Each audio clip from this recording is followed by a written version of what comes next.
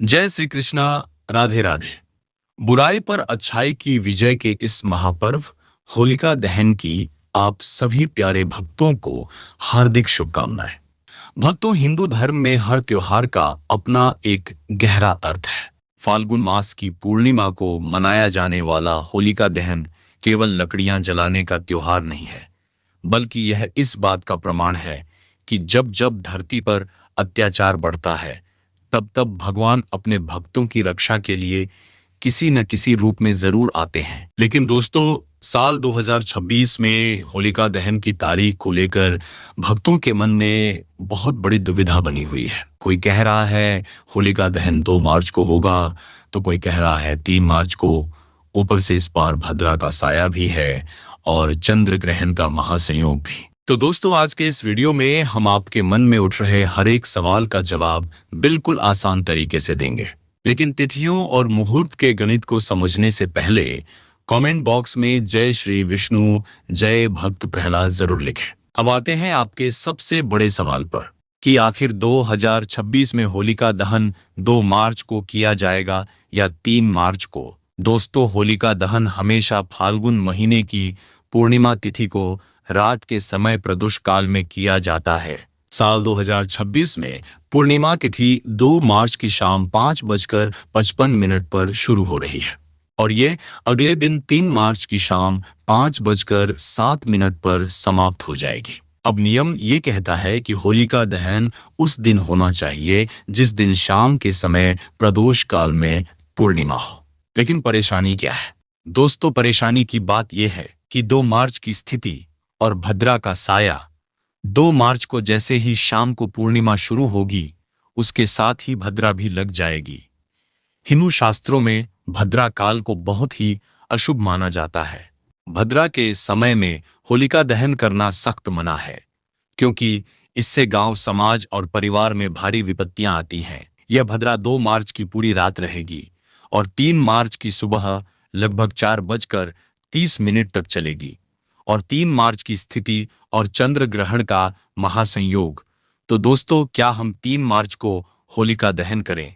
यहाँ एक और बड़ी अड़चन है। 3 मार्च को दुनिया के कई हिस्सों समेत भारत में चंद्र ग्रहण लगने जा रहा है। भारतीय समय अनुसार यह चंद्र ग्रहण दोपहर लगभग 3:20 से शुरू होगा और शाम को 6:47 तक रहेगा। क्योंकि ग्रहण के समय में कोई भी शुभ कार्य या पूजा पाठ नहीं किया जाता, तो फिर सही फैसला क्या है? दोस्तों, ज्योतिष के बड़े बड़े विद्वानों और पंचांगों ने इन सभी परिस्थितियों को देखकर एक बहुत ही स्पष्ट रास्ता निकाला है। चूंकि 3 मार्च को चंद्र ग्रहण शाम 6:47 पर खत्म हो रहा है, इसलिए ग्रहण के समाप्त होने के तुरंत बाद स्नान करके घर को शुद्ध करके होलिका दहन किया जाना सबसे शुभ और शास्त्र सम्मत रहेगा।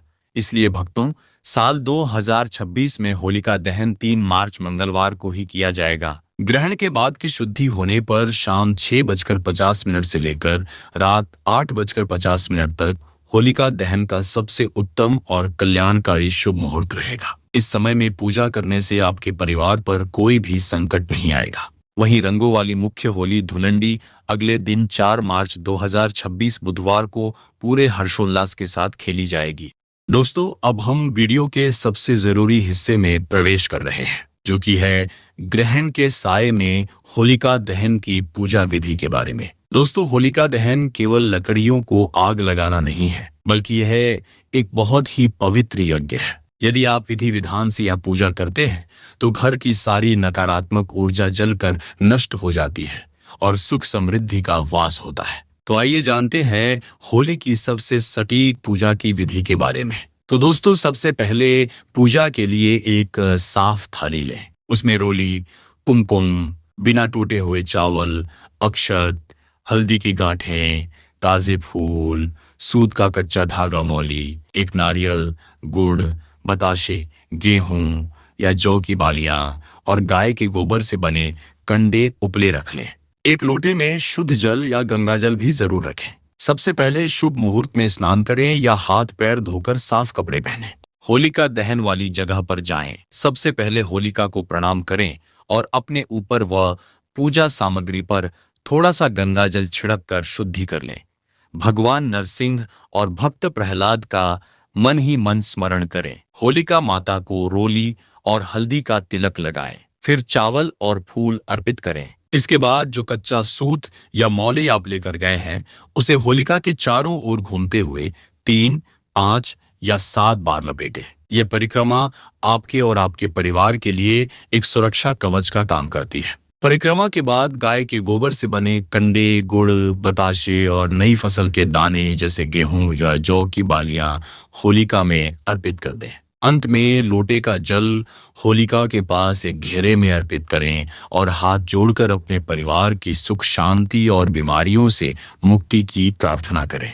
जब अग्नि प्रज्वलित हो जाए तो उस पवित्र अग्नि को प्रणाम करें। आप चाहें तो राख ठंडी होने पर थोड़ी सी राख अपने घर ला सकते हैं और परिवार के सभी सदस्यों के माथे पर तिलक लगा सकते हैं। इसे बहुत ही शुभ माना जाता है। अब दोस्तों जानते हैं कि होलिका दहन क्या न करें। अब तो इस पावन दिन कुछ गलतियां भूलकर भी नहीं करनी चाहिए। होलिका की अग्नि में कभी भी प्लास्टिक, रबर या कोई भी अशुद्ध चीज न डालें। ये पर्यावरण का भी नुकसान है और अग्निदेव का भी अपमान है। ग्रहण का सूतक सुबह से ही लग जाएगा, इसलिए ग्रहण के दौरान भोजन पकाने और खाने से बचें। बुजुर्गों, बच्चों और बीमार लोगों के लिए यह नियम लागू नहीं होता। पूजा के समय किसी भी प्रकार का अपशब्द न बोलें, क्रोध न करें और नशे से बिल्कुल दूर रहें।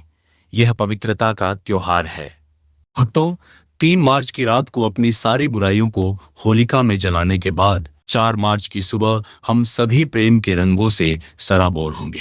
लाल, गुलाबी और पीले गुलाल के साथ अपनों के गले मिलें और पुरानी सभी कड़वाहटों को भूल जाएं। यदि आपको हमारी यह जानकारी पसंद आया हो तो वीडियो को एक लाइक जरूर करें और इसे अपने सभी दोस्तों और परिवार के ग्रुप्स में शेयर करें ताकि किसी के भी मन में तिथियों को लेकर कोई भ्रम न रहे। ऐसे ही सनातन धर्म, त्योहारों और श्री कृष्ण की भक्ति से जुड़ी सच्ची जानकारी सबसे आसान भाषा में पाने के लिए हमारे चैनल को सब्सक्राइब जरूर करें। कमेंट बॉक्स में अपनी हाजिरी लगाएं और पूरे भक्ति भाव से लिखें, जय श्री कृष्णा या नरसिंह देवाय नमः। भगवान आपके सभी कष्टों को दूर करें।